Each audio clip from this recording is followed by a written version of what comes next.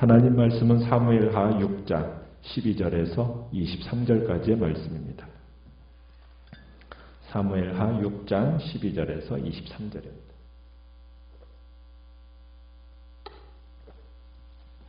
사무엘하 6장 12절입니다. 어떤 사람이 다윗 왕에게 아뢰어 이르되 여호와께서 하나님의 궤로 말미암아 오벳에돔의 집과 그의 모든 소유의 복을 주셨다 한지라. 다윗이 가서 하나님의 궤를 기쁨으로 메고 오벳에돔의 집에서 다윗성으로 올라갈새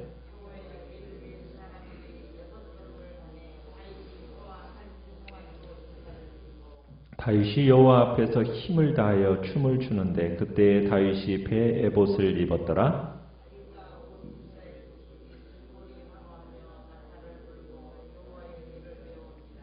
여호와의 궤가 다윗성으로 들어올 때에 사울의 딸 미갈이 창으로 내다보다가 다윗 왕이 여호와 앞에서 뛰놀며 춤추는 것을 보고 심중에 그를 업신여기니라.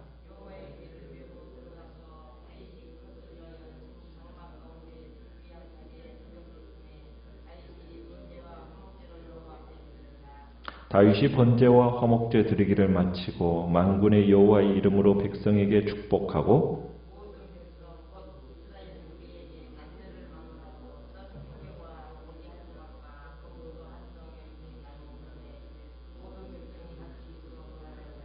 다윗이 자기의 가족에게 축복하러 돌아오매 사울의 딸 미갈이 나와서 다윗을 맞으며 이르되 이스라엘 왕이 오늘 어떻게 영화로우신지 방탕한 자가 염치 없이 자기의 몸을 드러내는 것처럼 오늘 그의 신복의 계집종의 눈 앞에서 몸을 드러내셨도다 하니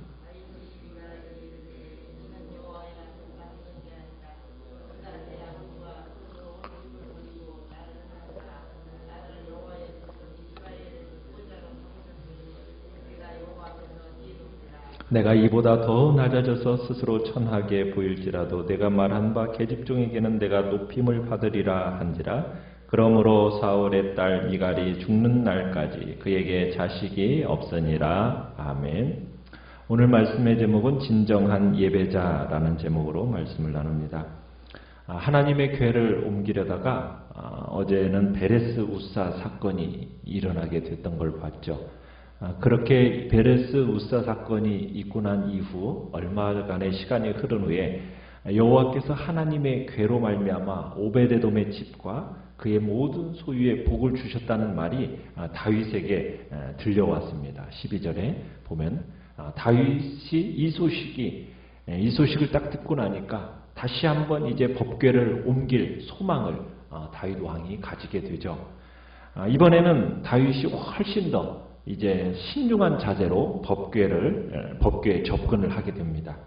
다윗이 가서 하나님의 궤를 기쁨으로 메고 이제 오벳에돔의 집에서 다윗성으로 올라갈 때 이번에는 수레에 실지 않았습니다.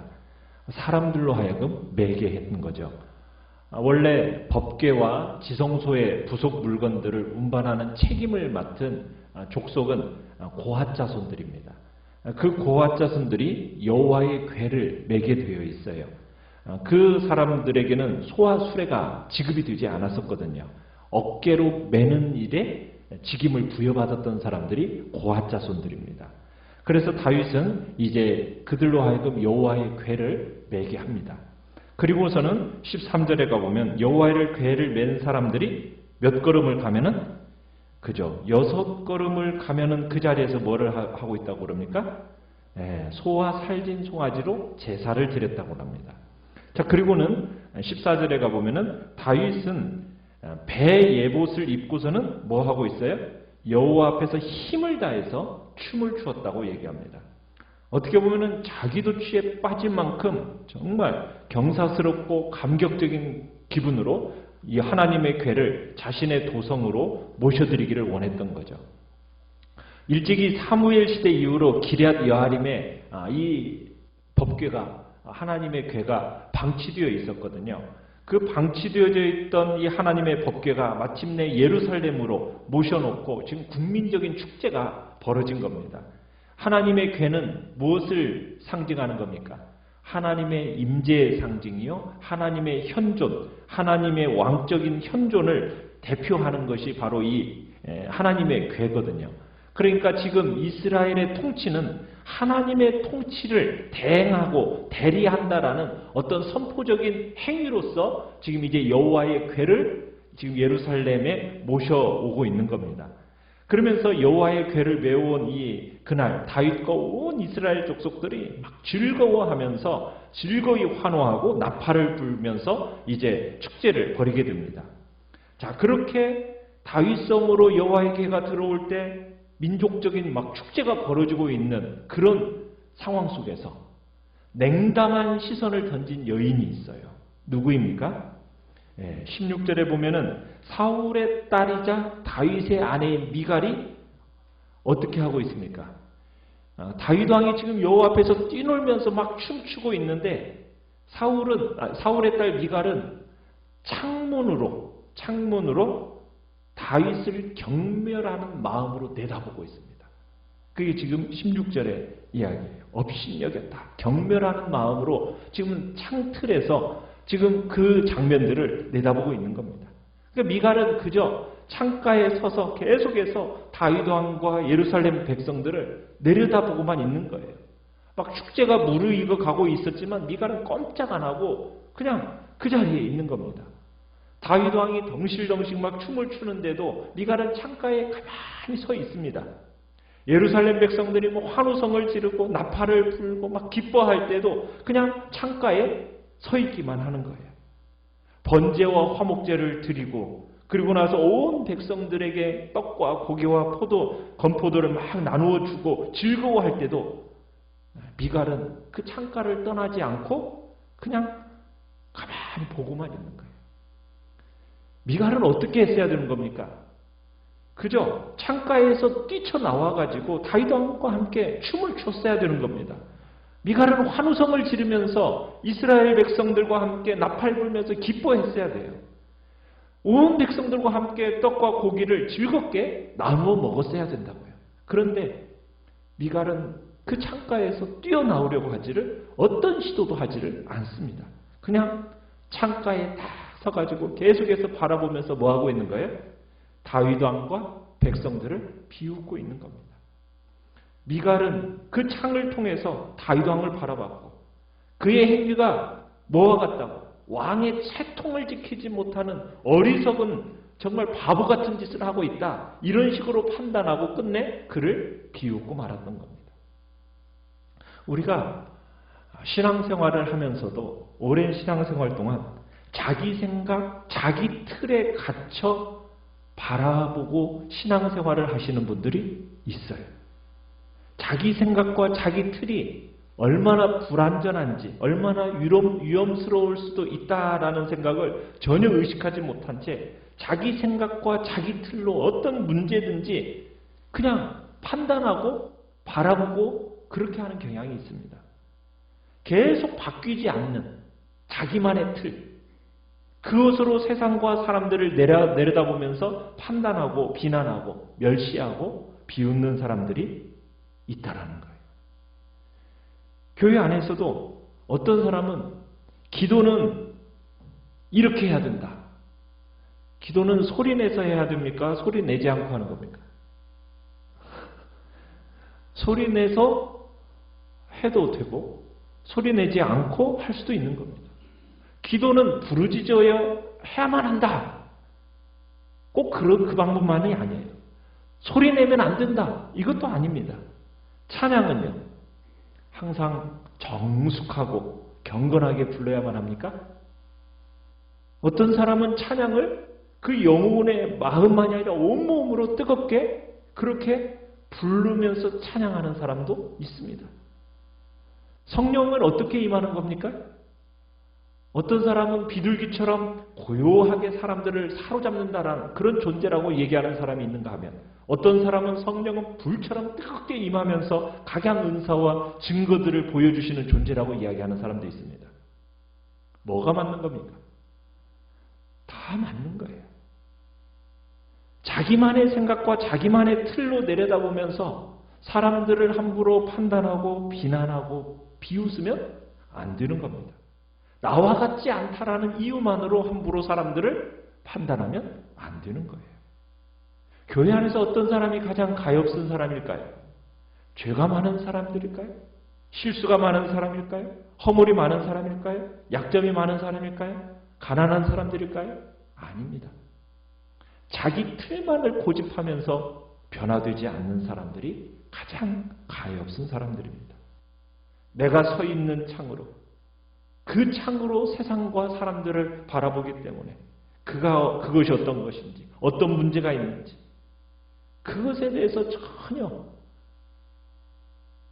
생각도 못하고 그냥 자기의 틀만을 고집하는 이것이 가장 어리석은 모습이라는 겁니다. 그래서 우리의 영적인 틀을, 내가 가지고 있는 고집스러움을 때로는 그걸 깨야 됩니다. 영적인 눈으로 바라봐야 되는 거죠. 자, 지금 모든 축제를 마치고 다윗이 자기 가족에게로 돌아와서 축복하려고 합니다. 자, 그때 미갈이 20절에 보면은 다윗을 마중 나와서 뭐라고 합니까? 조롱하고 신란하는 분위기를 띠면서 마중을 나온 거예요. 사울의 딸 미갈이 나와서 다윗을 맞으면서 뭐라고 얘기하냐? 이스라엘 왕이 오늘 어떻게 영화로우신지, 방탕한 자가 염치 없이 자기 몸을 드러내는 것처럼 오늘 그의 신복의 계집종의 눈앞에서 몸을 드러내셨습니다. 이렇게 말하는 거예요. 왕의 위험에 걸맞지 않게 어떻게 그렇게 방탕한 자가 염치 없이 자기 몸을 함부로 노출하듯이 그렇게 과도하게 허리춤이 내려가는 줄도 모르고 그렇게 춤을 추고 있습니까? 막 비난을 하는 겁니다. 이에 다윗은 그 미갈의 말에 어떻게 반응을 하고 있습니까? 다윗은 미갈에게 자신의 춤과 환희에 찬 이 법궤 환영식은 여호와 앞에서 진정을 토한 신앙의 표현이다. 이렇게 이제 말을 합니다. 그렇다. 내가 주님 앞에서 이렇게 춤을 추었다. 주님께서는 그대의 아버지와 그의 온 집안이 있는데도 불구하고 그들을 마다하고 나를 뽑아주셔서 주의 백성 이스라엘을 다스리도록 통치자로 세워주셨다. 그러니 나는 주를 찬양할 수밖에 없다. 나는 언제나 주님 앞에서 기뻐할 것이고 내가 스스로를 봐도 천한 사람이 되어 보이지만 주님을 찬양하는 일 때문이라면 나는 이보다도 더 낮아지고 싶다. 그래도 그대가 말한 그 여자들은 나를 더욱더 존경할 것이다. 다윗 왕은 미갈과는 전혀 다른 생각을 가지고 지금 사람들과 세상을 바라보고 있는 겁니다. 하나님께서 나를 택하여 부르셨다라는 그 확신, 이게 다윗의 생각이었어요. 나 스스로 나 자신을 보아도 정말 바보 같고 천박해 보인다고 하더라도 그것이 하나님을 찬양하는 일 때문이라면 그것보다 더 낮아지고 더 낮아지더라도 나는 기쁜 일이다. 이게 이제 다윗의 생각이었던 겁니다. 그리고 진정으로 사람들의 영혼을 보는 눈을 가진 사람들이라면 그런 자신을 오히려 존경할 것이다. 그런 확신을 가진 것이 다윗의 생각이었던 거죠. 이 다윗 왕의 말 앞에 어떻게 보면 미갈의 생각, 미갈의 틀이 깨어졌어야 됩니다. 자, 그런데 미갈은 그렇지가 못해요. 다윗의 이러한 냉정하고도 혹독한 반격을 받고 나서 참으로 미갈에 대해서 23절에 뭐라고 얘기하고 있습니까? 사울의 딸 미갈이 죽는 날까지 그에게 뭐가 없었더라?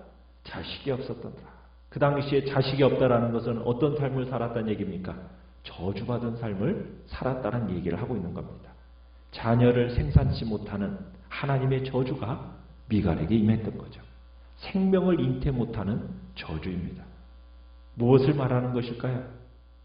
오늘날 그리스도의 사람들이라면, 그리스도 안에 있는 사람이라면 우리는 정말 영적인 생명을 잉태하고 그 생명이 자라가게 하는 일이 우리에게서 최고의 가치 있는 일 아닙니까?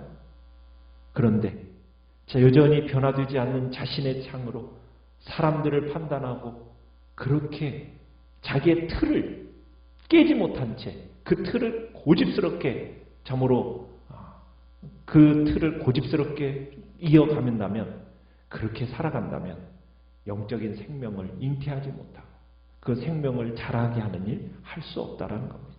영적인 불임으로 살아가게 된다라는 것이 어떻게 보면 이 본문의 이야기인 거죠. 우리는 하나님 앞에 나아갈 때 정말 사람들의 눈을, 그 시선을 의식하는 것이 아니라 정말 하나님만을 바라보고 그분만을 묵상하면서 그분으로 인하여 즐거워하는 그런 복된 예배자로 서 있어야 되는 것입니다. 우리가 하나님의 시선보다 사람들의 시선을 더 의식하는 모습은 혹여나 없는지, 아직도 정말 예수 그리스도를 믿고 거듭난 그리스도인이 되었다면 이제는 정말 새로운 생각과 새로운 틀로 세상과 사람들을 바라봐야 되는데, 여전히 옛날의 그 생각과 틀을 고집하면서 그 틀을 깨뜨리지 못하는 그런 자리에 있다면 그것은 하나님 앞에서 올바른 믿음의 삶이 아니라는 겁니다. 우리의 생각과 우리의 틀이 주님 안에서 변화되어지도록 정말 새로운 피조물이 되었다면 새로운 생각과 새로운 틀을 가지고 사람들을 바라보고, 그리고 오직 하나님께만 영광 돌리는 복된 자리에 나 자신을 세워가겠다라는 복된 심령이 우리 안에 있기를 바랍니다. 정말 다윗과 같은 예배자로, 다윗처럼 하나님만을 기뻐하면서 갈망하는 진정한 예배자의 삶을 살게 해달라고 이 시간 주님 앞에 기도하며 나가시길 바랍니다. 말씀 바랍니다.